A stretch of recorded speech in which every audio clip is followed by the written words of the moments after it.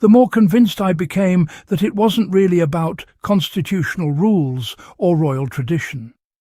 It was about Prince Harry and Meghan Sussex themselves. That's what makes these discussions so fascinating, because somehow every conversation involving the Sussexes ends up following the exact same script.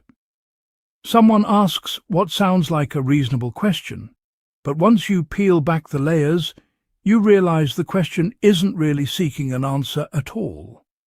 It's seeking a justification for why Harry and Meghan Sussex deserve different treatment from everyone else.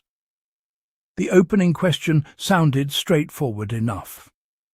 If Harry and Meghan Sussex decided that being working royals wasn't the right path for them, why should Harry still remain in the line of succession?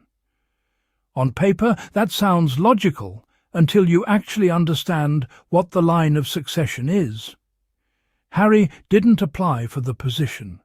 He didn't campaign for it. There wasn't an election where he promised free tea and biscuits every Tuesday if people voted for him. He was born into the royal family, and the line of succession exists because of birth, not because someone clocks into work every morning. That's the distinction that Dr. Shola immediately highlighted, and I honestly think that's where the conversation should have stayed. Too often, people mix up being a member of the royal family with being a working royal. Those aren't the same thing.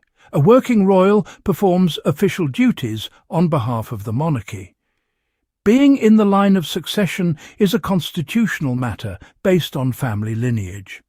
They're connected, but they're not identical.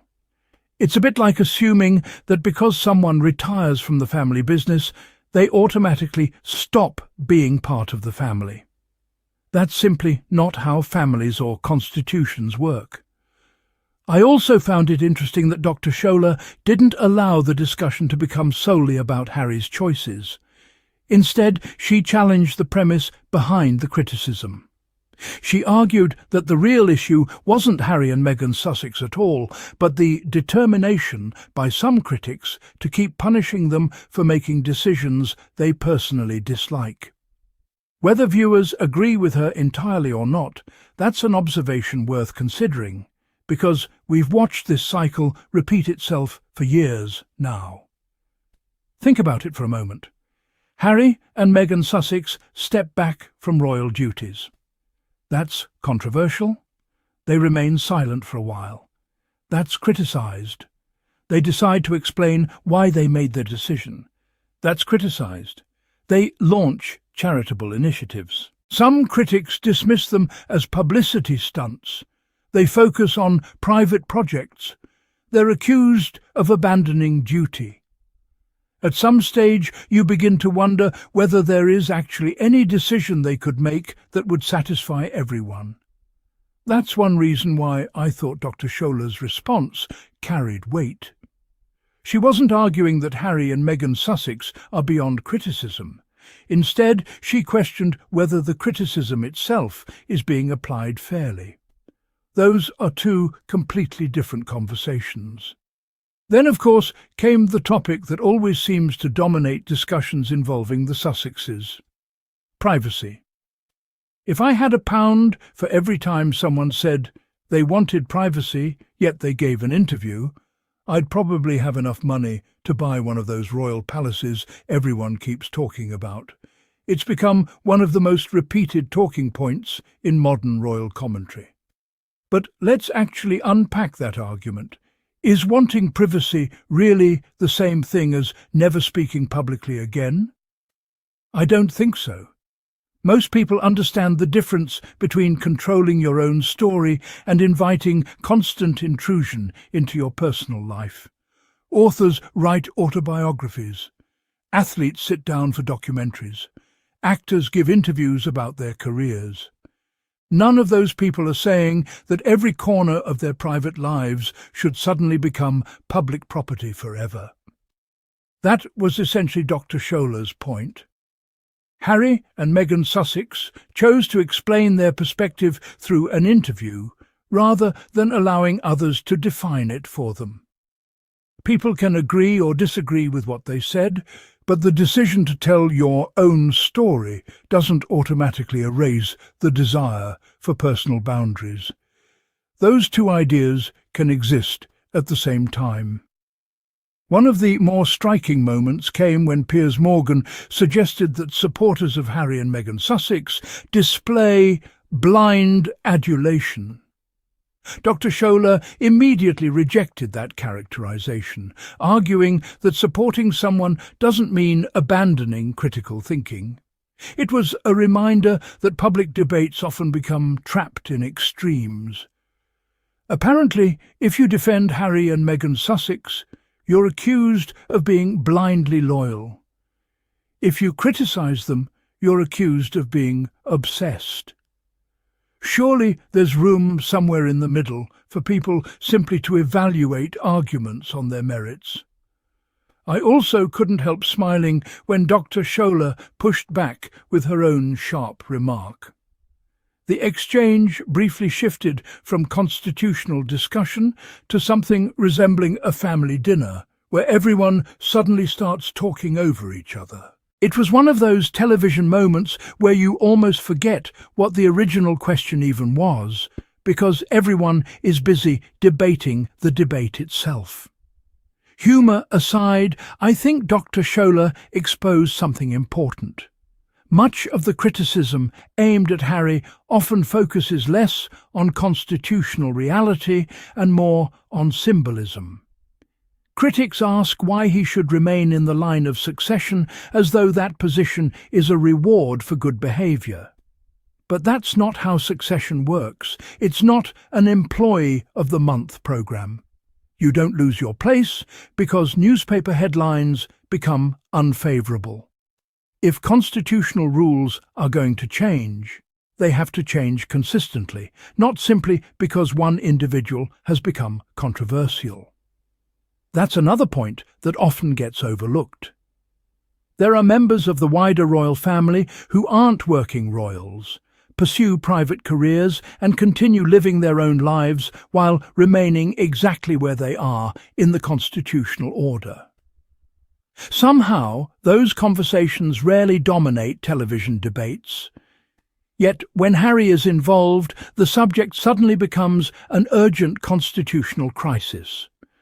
That's precisely the inconsistency Dr. Shola was highlighting. Another interesting moment came when Piers Morgan returned to the Oprah interview and questioned its timing. Dr. Shola responded by saying that she didn't know exactly what Harry and Meghan Sussex knew about scheduling decisions behind the scenes and cautioned against assuming malicious intent without evidence. I thought that was an important distinction.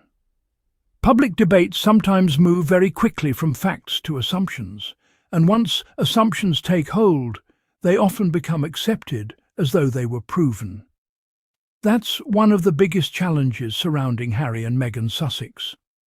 Every action they take is analysed through a lens of suspicion by some commentators and through a lens of support by others.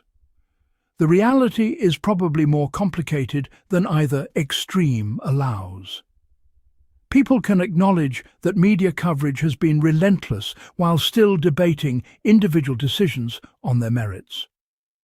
What also stood out to me was how easily discussions about Harry become discussions about Meghan Sussex, even when the original question concerns Harry's constitutional position. That dynamic has existed ever since their relationship became public. The focus often shifts from institutional questions to personal criticism, and that shift can make meaningful discussion much more difficult. I think that's why debates like this continue attracting so much attention. They're no longer just conversations about one couple. They're debates about tradition versus independence, media influence versus personal agency, and whether individuals born into famous families should have the freedom to redefine their own roles without constantly being told that they've somehow broken unwritten rules.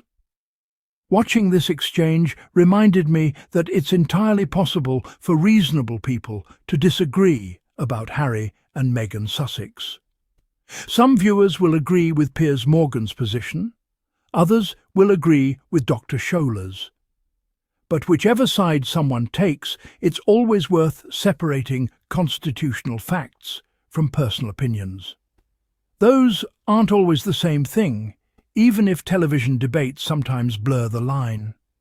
At the end of the day, Harry remains exactly who he has always been, a prince by birth and a member of the royal family by lineage. Stepping away from official duties changed the role he performs, but it didn't rewrite history or erase the constitutional framework overnight. Whether someone supports that arrangement or believes it should change is a perfectly valid subject for debate. The important thing is recognizing that debates should be grounded in consistent principles rather than applying one standard to Harry and a different one to everyone else. And perhaps that's the biggest takeaway from this exchange. Dr. Shola wasn't simply defending Harry and Meghan Sussex. She was challenging the consistency of the arguments being made against them. Whether people agree with every point she raised or not, she forced the discussion back to a fundamental question. Are we judging Harry by the same standards we would apply to everyone else, or have emotions surrounding the Sussex story made that impossible? As always, I'd love to hear your thoughts. Do you think Dr. Shola won this debate, or do you believe Piers Morgan made the stronger case? Should stepping back as a working royal have any impact on Harry's place in the line of succession? And do you think Harry and Meghan Sussex are judged differently from other members of the royal family? Let me know your thoughts in the comments below, because respectful discussion is what makes this community so interesting. If you enjoyed today's analysis, don't forget to like this video, subscribe to Sussex Royal Insider and turn on notifications so you never miss our next conversation.